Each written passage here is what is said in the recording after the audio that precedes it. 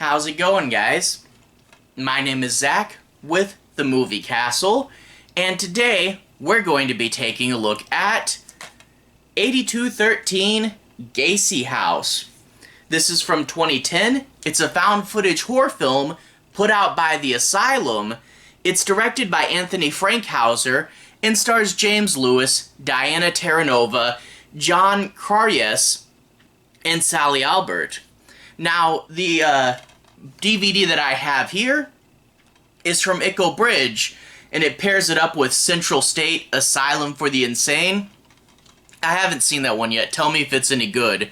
But my point is, a lot of times you'll see the movie under this title, 8213 Gacy House, and I think that's the predominant title over here in the States.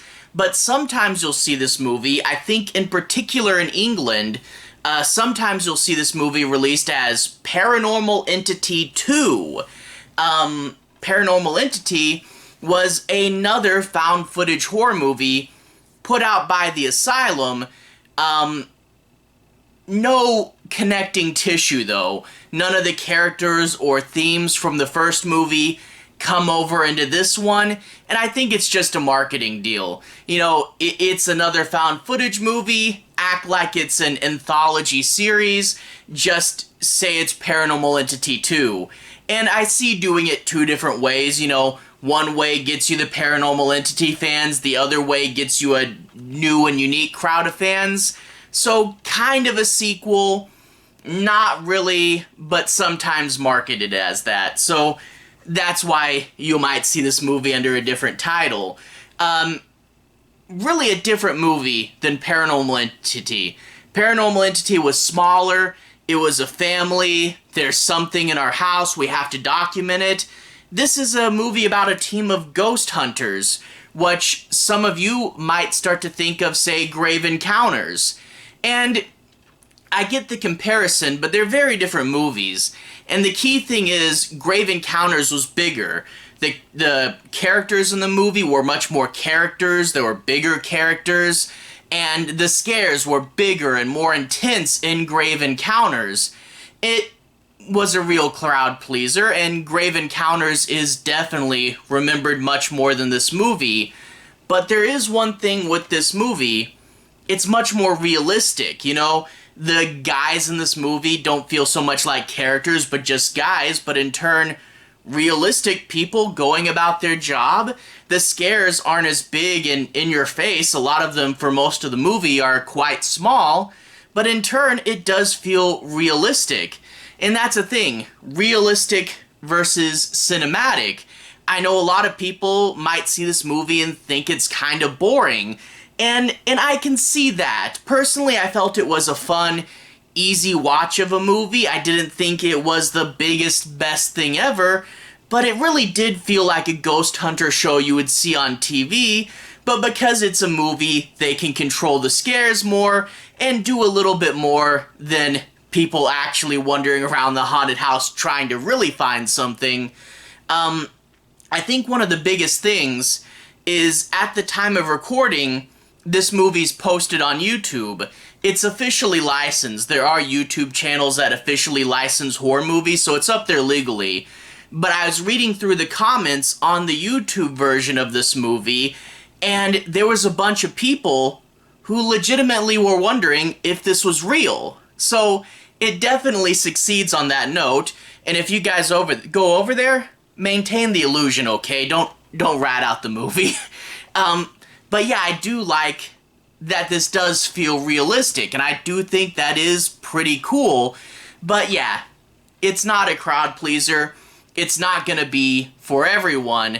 But if you do like that sense of realism, I can definitely recommend it. Anyway, let's go ahead and talk a bit about the plot in order to analyze this further and dive into some of the specifics. I'm not going to be doing any major spoilers. I won't talk about the end. I will say the end does heat up a little bit. It does have a pretty fun, bigger ending, but I won't say any more than that. But let's go ahead and talk a bit about the movie. No major spoilers. We open up with the police report, And actually, one of the things that does tie this movie to the original Paranormal Entity is it spoils itself right off the bat. Yeah, the police report says everybody dies except for this person, and they're a suspect.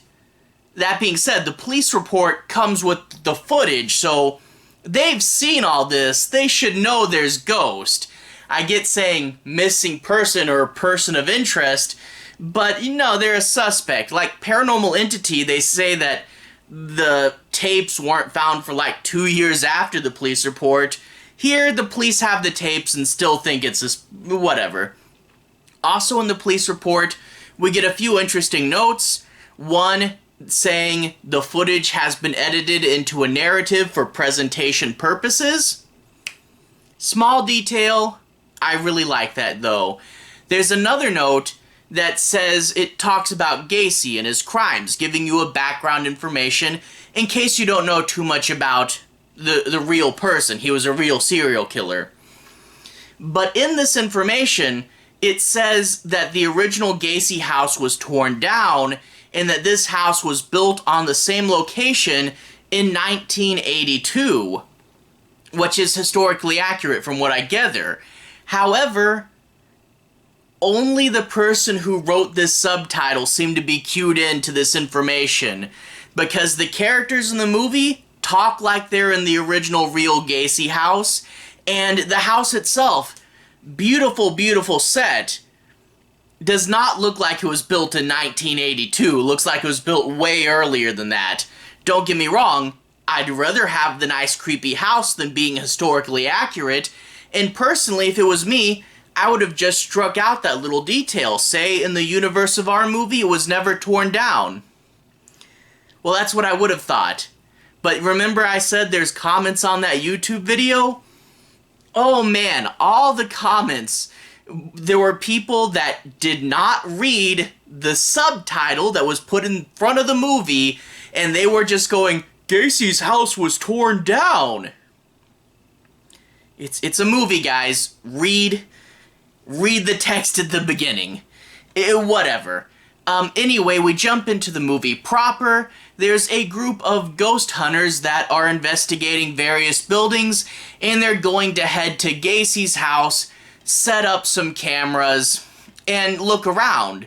And one thing that is a small detail, but I really love about this movie, is there's different cameras, and some of them are better quality than the others.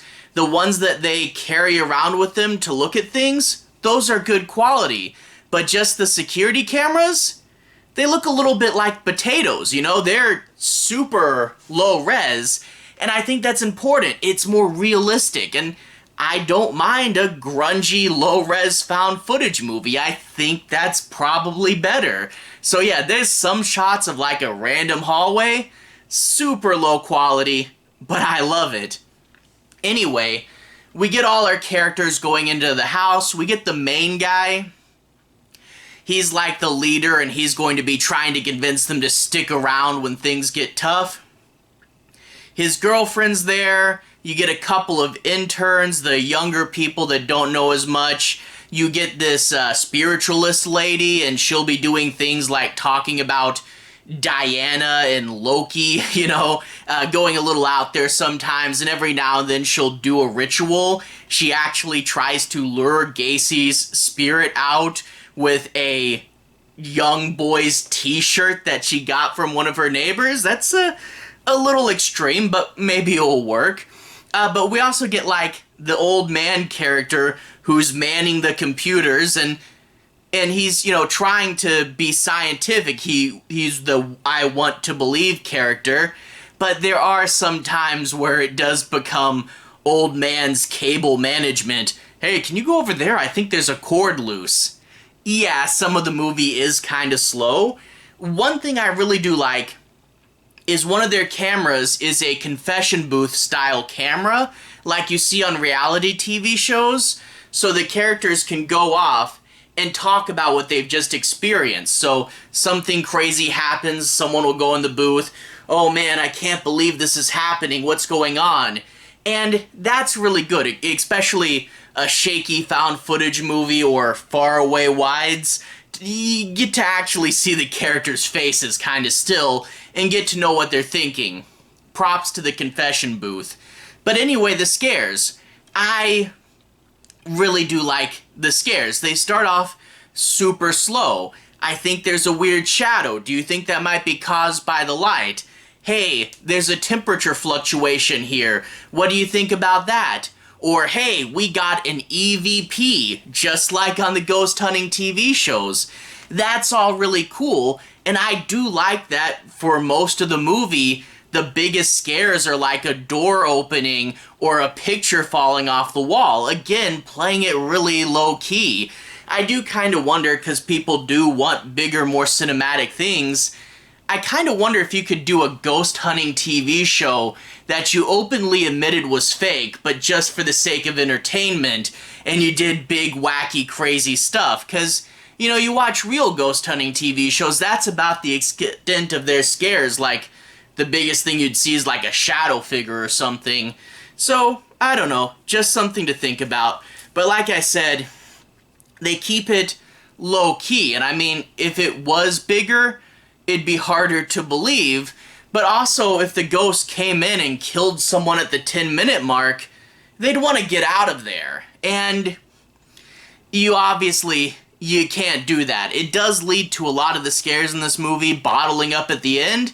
It's a fun ending, goes pretty cool, but most part it is low-key, and you do get where it's more and more dangerous, and he starts having to talk to his team, trying to convince them to stay. Guys, it's only so many hours till morning.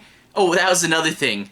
This is a one single night horror movie, which I thought was pretty cool. Can we make it till dawn? That was fun. Overall, I like this movie. You know, I sat down, I watched it. It was a good, easy watching experience, especially, you know, as pretty tired and I just wanted a good classic found footage movie.